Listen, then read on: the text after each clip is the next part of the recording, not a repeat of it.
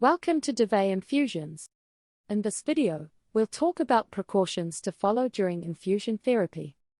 Before we begin, don't forget to subscribe to Devay Medical Technologies. Your support helps us create more valuable and educational content for healthcare professionals. Infusion therapy involves delivering fluids or medicines directly into a patient's bloodstream, usually through an IV line or an infusion pump. Even a small mistake in the process can lead to complications like infection, incorrect dosage, or vein irritation. So these precautions are not just guidelines, but they are life-saving steps that ensure the right medicine, in the right amount, reaches the right patient at the right time. Let's start with what needs to be done before the infusion begins. Confirm the name of the drug to be delivered, check the drug dose, its concentration, and the doctor-prescribed infusion rate. Wash and sanitize your hands properly. Hygiene is the first line of defense against any infection. Inspect the IV set and infusion pump to ensure they are clean, sterile, and not expired. Prime the syringe and IV line to remove any air bubbles before connecting it to the patient's vein. Set the occlusion level correctly. It is useful to know that the occlusion level depends on the drug viscosity, patient age, and the flow rate to be delivered to the patient. Keep in mind not to make any approximation while entering the flow rate. For example, a flow rate of 9.6 ml per hour should not be approximated to 10 ml per hour. Only input the exact doctor-prescribed flow rate while setting your infusion pump.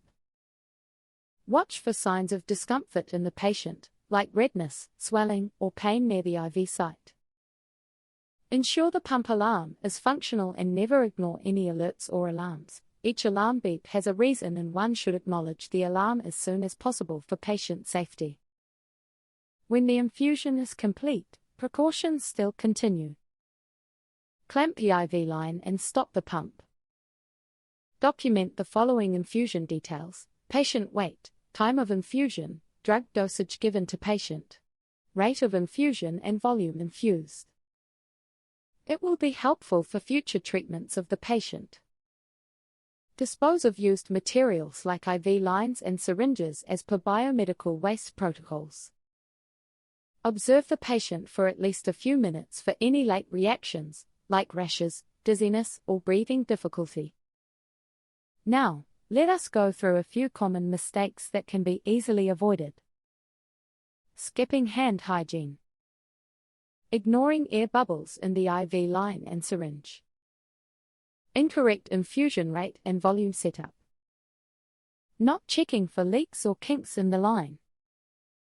Forgetting to cross-check drug compatibility. Forgetting to set the right occlusion level according to drug viscosity, patient age and flow rate. Each of these can compromise patient safety, so attention to detail is everything. Infusion therapy may seem routine, but every drop counts. By following these simple precautions, healthcare professionals ensure safe and effective treatment for every patient.